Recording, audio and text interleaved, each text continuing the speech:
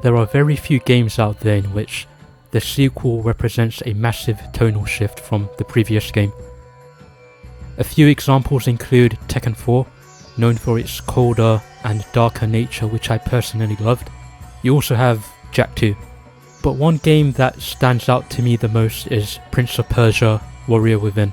It's one of my favourite games of all time simply because of the nature of its shift in tone and atmosphere. The difference between this game and its prequel, The Sands of Time, is huge, and to really demonstrate how massive this tone shift is, I will dive into both games, starting with Prince of Persia: The Sands of Time.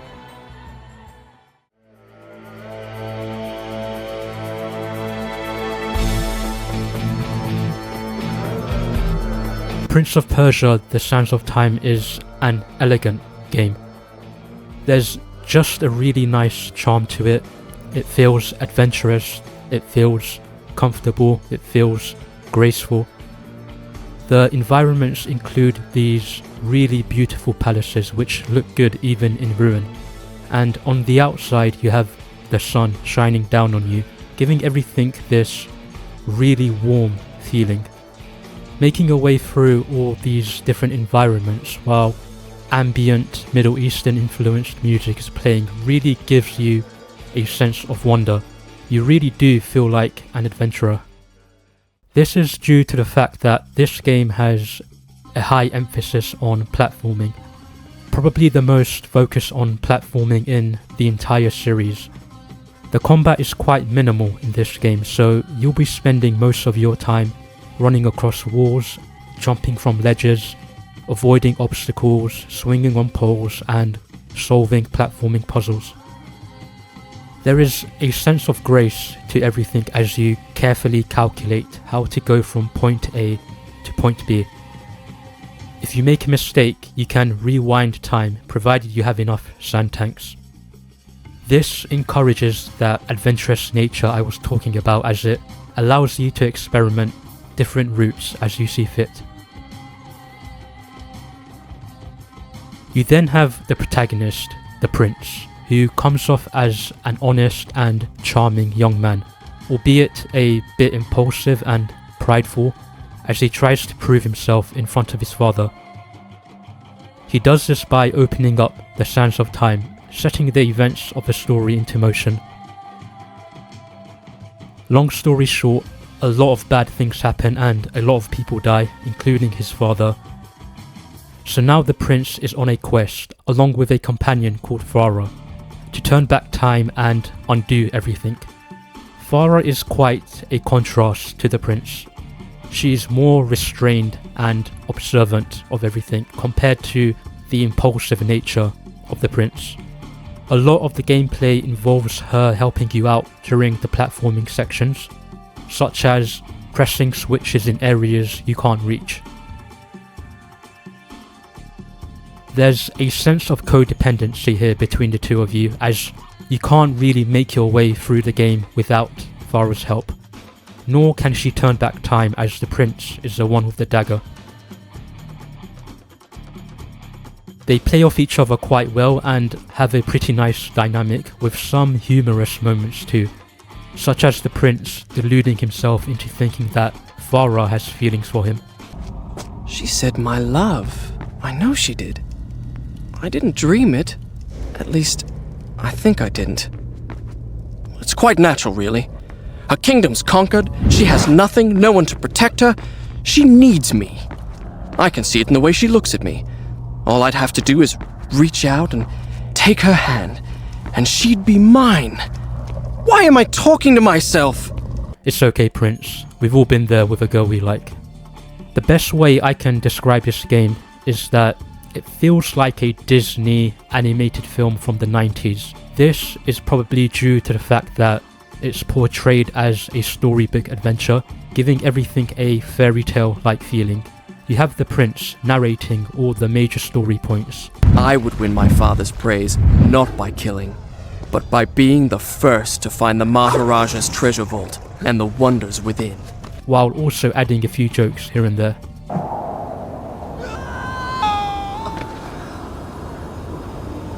No, that didn't happen either. Let me begin again.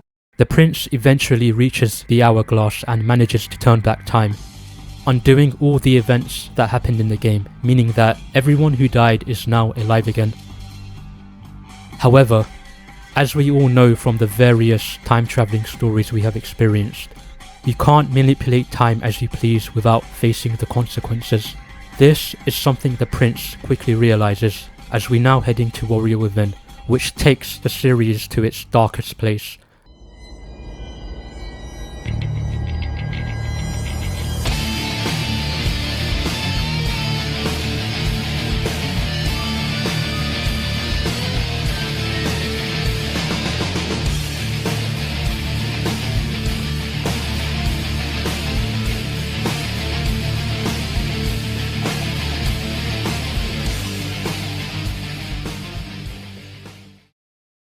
When you first start up Prince of Persia Warrior Within, you see the Ubisoft logo turn into a pool of blood, which is an indication of the current state of the company. I'm joking. Well, mostly. You also have the logo of the game appearing in that same pool of blood. You then see the loading screen which shows the Medallion of Time being painted with blood. What I'm trying to say is that right from the beginning, the game is telling you what it's going to be about. It's going to be dark, it's going to be bloody, and it's going to be a completely different experience from the Sands of Time. You then have the main menu of the game, but first, let's look at the main menu of the Sands of Time.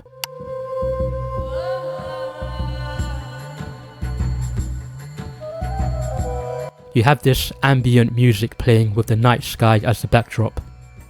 It invokes a feeling of curiosity, the feeling of beginning a journey. You then have the main menu of Warrior Within.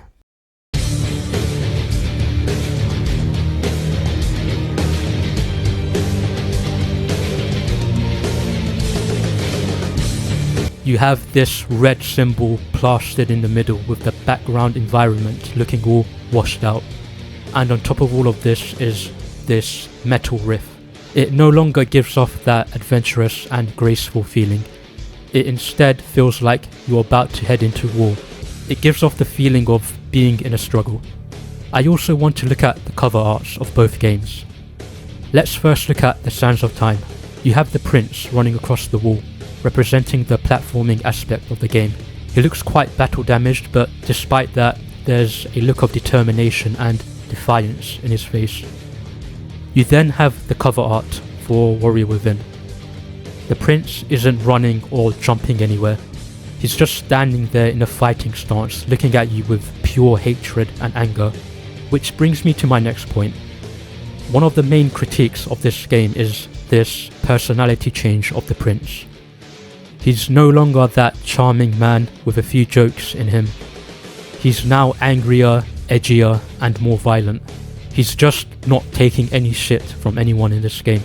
Some people didn't like this change, but I do think there is a story reason for this which reflects his nature quite well. To really get my point across, I'll need to use my own dagger of time to rewind back to the ending of the Sands of Time.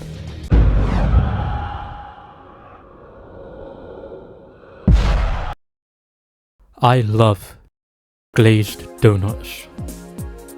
Glazed donuts are perfection.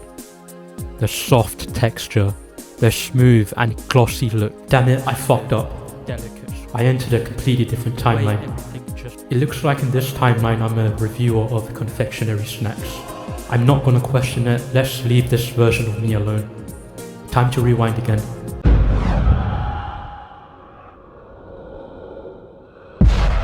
Alright guys, we have finally made it to the end of my top 1000 romance manga of all time. 1000? Romance? How long is this video? I don't even want to know, to be honest.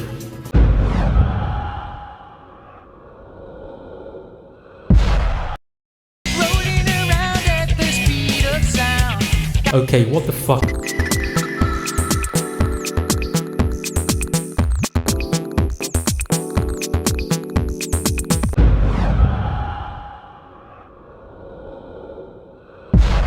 Let's look at the ending of the Sands of Time. The prince ends up undoing everything that happened in the game, saving everyone in the process.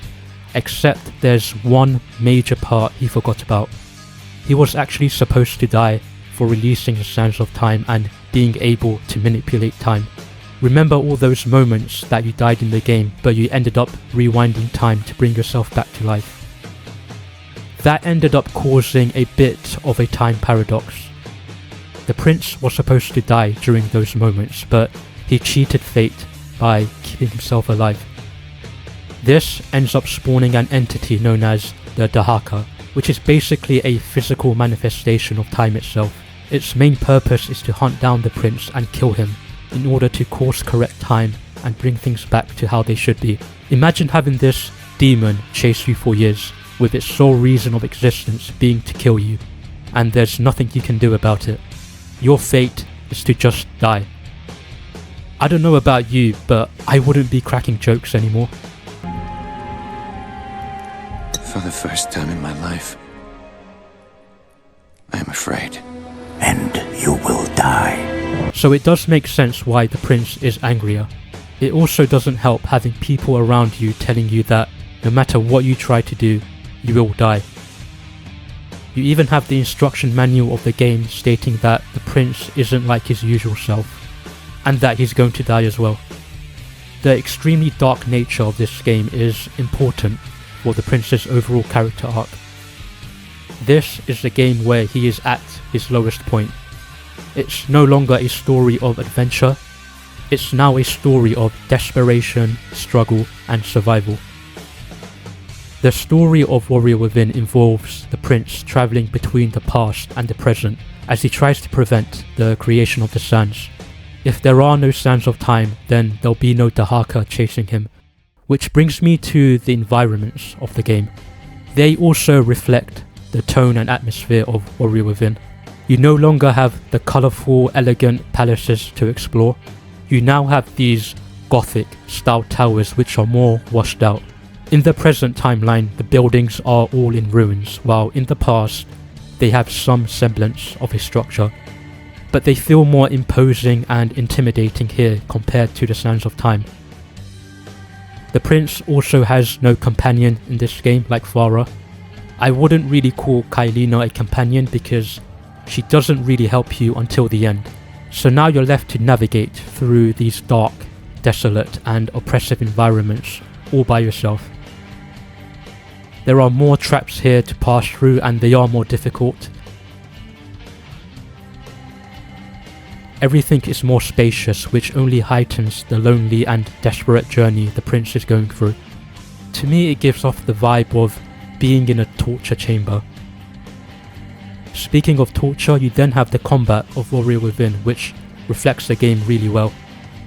I just love the combat system here. It's just so much more improved over the Sands of Time and there's more of a focus on it too. I actually think the freeform combat in this game was quite ahead of its time. The fighting is more violent, brutal and visceral, which perfectly mirrors the current state of the prince. You've got more combos, the ability to steal weapons and do combos with them as well, which are cool as fuck. On top of all of this, you have these crunching metal tracks playing in the background, which only hype you up even more. Stop the intruder!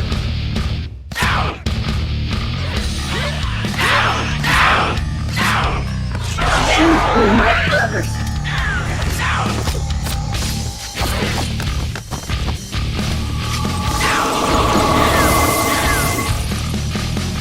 Getting into a flow state with the combat, doing crazy combos, throwing enemies off the stage, while the music is blasting through the speakers is an unmatched feeling. I actually love the music so much, I sometimes just let it play out for a few minutes.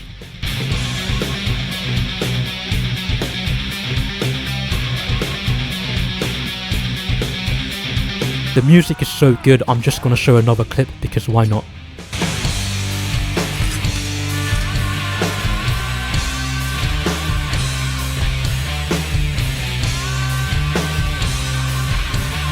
But anyways, you also have the dhaka chase segments of the game where you have to run for your life away from the dhaka before it kills you.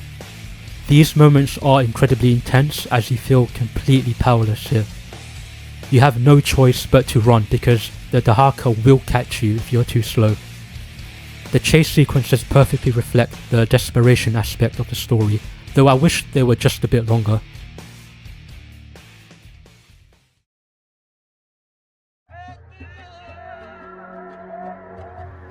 Prince of Persia: Warrior Within will be remembered for how much of a deviation it was from the other games in the series.